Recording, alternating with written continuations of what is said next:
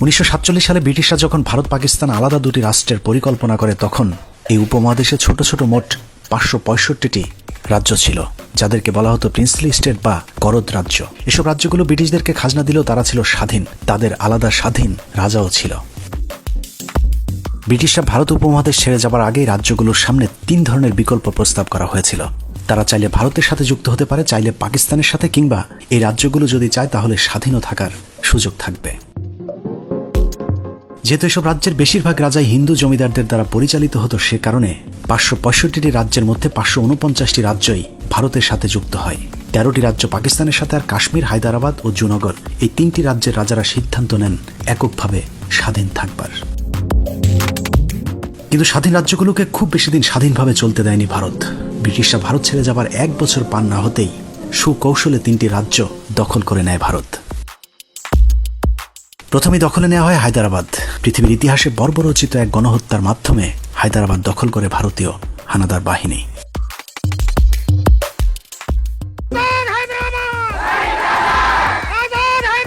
ভারতের পেটের ভেতরে থাকা 2,14,000 বর্গ কিলোমিটারের দেশ হায়দ্রাবাদ ছিল ভারত উপমহাদেশের এক খণ্ড সোনা। তৎকালীন সময়ে পৃথিবীর সবচেয়ে ধনী দেশগুলোর মধ্যে হায়দ্রাবাদ ছিল অন্যতম। হায়দ্রাবাদের রাজাকে বলা হতো নিজাম। টাইমস ম্যাগাজিনের স্বীকৃতি অনুযায়ী তৎকালীন নিজামুল মুলক শওকত আলী খান ছিলেন এককভাবে পৃথিবীর সবচেয়ে তখনকার ধনী ব্যক্তি। শওকত আলী সেই সময় আশ্চর্যজনকভাবে আধুনিক রেল, বিমান, নৌ চলাচল ব্যবস্থা চালু করেছিলেন। ছিল নিজস্ব মুদ্রা ব্যাংক, এমনকি নিজেদের সেনাবাহিনীও ছিল হায়দ্রাবাদের। এসব কারণে ভারতের লোলুপ দৃষ্টি পড়ে ধনী রাজ্য হায়দ্রাবাদের দিকে। 1948 সালের সেপ্টেম্বর থেকে অক্টোবর, 1 মাসের কম সময়ে রক্তক্ষয়ী মুসলিম গণহত্যার মাধ্যমে দখল করা হয় হায়দ্রাবাদ। টেইলর এবং এজি খানের মতো বিশ্লেষকরা দাবি করেছেন হায়দ্রাবাদ দখলে নিতে অন্তত 2 লাখ মুসলমানকে হত্যা করে ভারতীয় বাহিনী। ধর্ষণ করা হয় হাজার হাজার মুসলিম নারীকে, লুটপাট করা হয় মুসলমানদের অর্থ সম্পদ।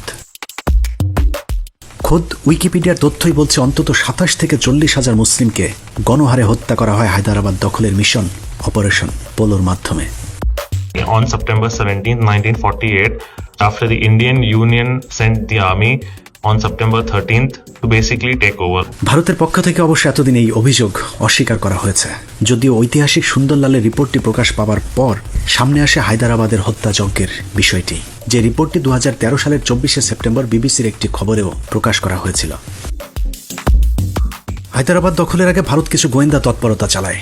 প্রায় 85 হিন্দু অধ্যুষিত রাজ্যটিতে রাতের আধারে হিন্দুদের বাড়িঘরে হামলা, অগ্নিসংযোগ শুরু করে ভারতীয় গোয়েন্দা সংস্থা। এরপর হায়দ্রাবাদ সরকারের বিরুদ্ধে সাম্প্রদায়িক দাঙ্গার কাল্পনিক অভিযোগ তুলেই হামলা চালানো হয় সুখী সমৃদ্ধিশালী রাজ্যটিতে। এই একই অভিযোগে দখল করা হয় আরেকটি স্বাধীন রাজ্য জুনাগড়। আজীবন সম্প্রীতির সাথে বসবাস করা জুনাগড়ে হঠাৎ করে হায়দ্রাবাদের মতো রাতের আধারে শুরু হয় সাম্প্রদায়িক হামলার নাটক। মুসলিম শাসিত সুখী রাজ্যটিতে সাম্প্রদায়িক বিভাজন তৈরিতে ভারতের সবচেয়ে সফল অভিযানটি ছিল সোমনাথ মন্দিরকে ঘিরে। রাতের আধারে কে বা কারা সোমনাথ মন্দিরে হামলা করলে সেটাকে কেন্দ্র করে স্থানীয় বাহাউদ্দিন কলেজ মাঠে এক বিশাল জনসভার ডাক দেয় ভারত।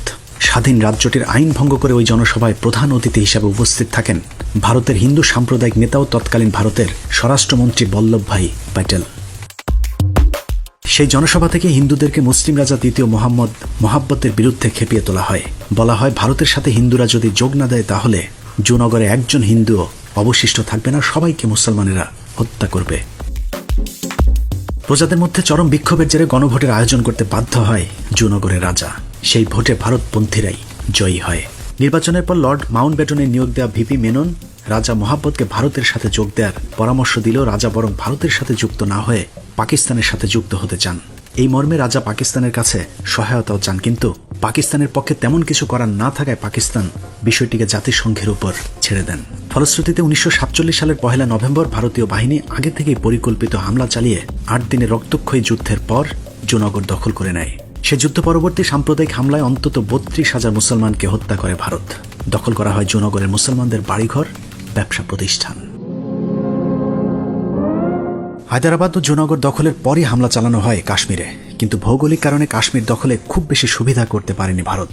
কাশ্মীরে ভারত হামলা করলে পাকিস্তান ও কাশ্মীরে সেনাবাহিনী পাঠায়। একদিক থেকে ভারত, অন্য দিক থেকে পাকিস্তান দখল করতে থাকে কাশ্মীর। 2 বছর এভাবে মুখোমুখি অবস্থানে থাকবার পর জাতিসংঘের মধ্যস্থতায় যুদ্ধবিরতিতে যায় ভারত এবং পাকিস্তান। জাতিসংঘের সিদ্ধান্ত অনুযায়ী যার দখলে তখন যতটুকু ছিল সেখানে নিয়ন্ত্রণ রেখা টেনে আটকে দেওয়া হয় ভারতের কাশ্মীর দখলের অভিযান। পাকিস্তান নিয়ন্ত্রিত আজাদ কাশ্মীরে শান্তি বিরাজ করলেও অত্যাচার নির্যাতন অব্যাহত আছে ভারত নিয়ন্ত্রিত জম্মু কাশ্মীরে। 1957 সালে কাশ্মীরের জনগণের ব্যাপক আন্দোলনের মুখে রাজ্যটিকে সংবিধানের বিশেষ সুবিধা দেওয়া হলেও 2019 সালে মোদী সরকার 370 অনুচ্ছেদ বাতিল করে দেয়। এছাড়াও 1965 সালে কাশ্মীরকে কেন্দ্র করে ভারত পাকিস্তান যুদ্ধ, 1971-72 সালে সিমলা চুক্তি, 1979 সালে ভারতের বিরুদ্ধে কাশ্মীরিদের 2 বছরব্যাপী স্বাধীনতা যুদ্ধের পর 1999 সালে কার্গিল যুদ্ধেও কাশ্মীরিরা ছিল পাকিস্তানের পক্ষে। পাকিস্তানের কারণে কাশ্মীরে পুরোপুরি সুবিধা করতে না পারলেও ভারতের দখলদারিত্ব চলতেই থাকে আশপাশের অন্য রাজ্যগুলোতে। ব্রিটিশ শাসনের অধীনে থাকা 3 রাজ্য হায়দ্রাবাদ, জুনাগড়, কাশ্মীরের পর ভারতের নজর যায় ফ্রান্স ও পর্তুগিজদের দখলে থাকা ছোট রাজ্যগুলোর দিকে। হায়দ্রাবাদ, জুনাগড়ের মতো একই অভিযোগ তুলে 1961 সালে দখল করা হয় দাদরা হ্যাভেলি। একই সালে গোয়া, দমন দিউ নামের 2টো রাজ্য দখল করে ভারত। গোয়া রাজ্যটি দখলের ইতিহাস খুবই হাস্যকর। ছোট্ট একটি মাছ ধরার নৌকায় ভারতীয় গোয়েন্দা সংস্থা আগুন লাগিয়ে সেটাকে হিন্দু নির্যাতনের অভিযোগ তুলে রাজ্যটি দখল করে নেয়। এর পরের বছর 1962 সালে পান্ডিচেরি এবং নাগাল্যান্ড পুরোপুরি ভারতের দখলে চলে আসে 1963 সালে।